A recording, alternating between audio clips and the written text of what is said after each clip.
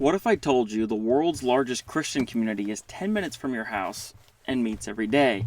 You might be thinking, I live nowhere near a non-denominational church in the American South.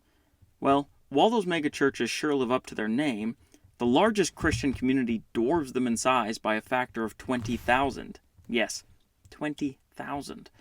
If Lakewood Church, the world's largest megachurch, was the weight of a grand piano, the world's largest Christian community would be the weight of the Eiffel Tower.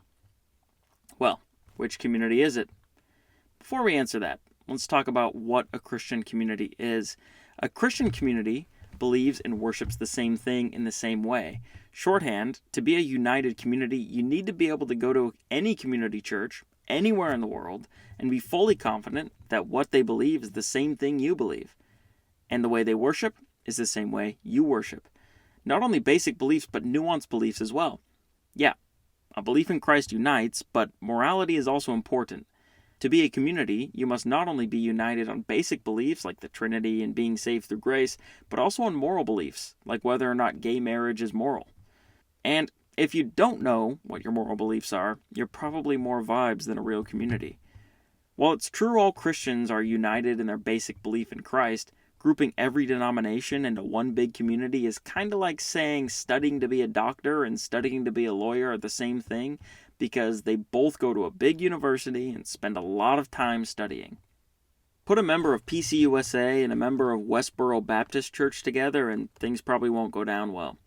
This is because, while they're united on their basic beliefs, their moral beliefs are polar opposites. PCUSA recognizes gay marriage as natural, normal, and therefore moral. The Westboro Baptist Church, on the other hand, is constantly getting in big trouble for their anti-gay sentiments, even popularizing a phrase that I'd get in big trouble for if I repeated it on here. However, if the definition of Christian is someone who holds to the same basic beliefs, they would both technically be the same Christian community. So do you see why grouping all Christians together into the same community might be a bit of a problem? Okay, imagine you had no knowledge of Christianity and you wanted to see how they worshipped. So you picked two churches, St. Paul Catholic Church and Lakewood Church in Houston. And then you went to their main worship event. Do you think you'd come away thinking both are the same community, or even the same religion? Here's a mass.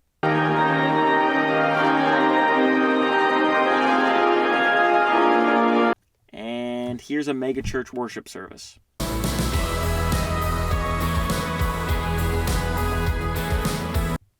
Go ahead and tell me in the comments if you see any similarities at all. I think I only see one, and that's that they both talk about Jesus Christ. The question is, how can Christians, whose information for worship supposedly comes from the same book, the Bible, come to so many different conclusions when it comes to important things like morality and expressions of worship and, frankly, the mode of worship itself? Because, like it or not, the Bible isn't as plain as some Christians want you to think it is. I mean, that's the entire sentiment of the First Council of Nicaea, where the Nicene Creed was codified. It was called because Arius taught that Christ was created, and therefore lesser than the Father, and not divine. Well, though Arius was reading the same materials as the rest of the church, his interpretation was obviously wrong. So the bishops of the early church got together and clarified that this was not the case, and there codified the Nicene Creed. Also, St. Nicholas, the Santa one, he slapped Arius in the face. Fun fact. This council was imperative for keeping Christianity united as one community, and they haven't stopped. At least not for the world's largest Christian community, which, if you haven't guessed at this point, judging from, the title of my channel, is the Holy Roman Catholic Church. Yes, Catholicism is the world's largest Christian community, with over 1 billion members worldwide. All the requirements of being one community are there. The same basic beliefs, the same moral beliefs, and every Catholic worships the same anywhere in the world. Go to a mass down the street from your house, or a mass while you're on a trip in Gambia, and while the aesthetics might be a little different, which is a topic for another video, the mode of their worship is the same. Catholics worship Christ by eating his flesh and drinking his blood, and the bread and wine literally become his flesh and blood. Not only is Catholicism the world's largest Christian community, it's also the oldest, established by Christ himself on Peter the Rock. And guess what? The gates of hell still haven't prevailed against it, just as Christ promised. The Catholic Church remains united after 2,000 years of continuous operation as Christ's one true church. This is not to say the church hasn't had missteps, nor that there haven't been any schisms or reformations. Of course there have been, or else Christianity would still be fully united as the Holy Catholic Church. However, the church still stands as the same community Christ established, united just as Christ intended. But why does it matter?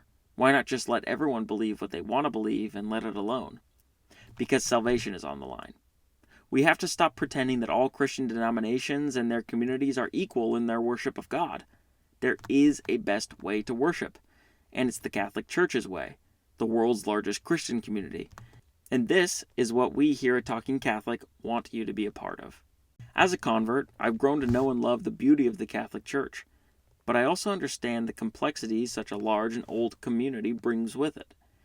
So much of Catholicism is misunderstood, but when you finally break through the misconceptions and the rumors and see the truth, you realize there is no other Christian community worth being a part of. We want to simplify the process without simplifying the truth. A watered-down Catholicism isn't Catholicism at all. Where can you start? How about go to a Mass? Open up Google Maps right now, look up Catholic Church near me, and choose the most beautiful-looking church and check it out.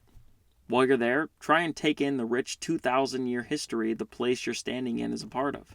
Look at the art, take in the Mass, and think of any questions you have and begin reading about them. Then, put away your prejudices for a moment and imagine being part of a community of Christians who believe all the same things. A community that doesn't change when you move states or cities.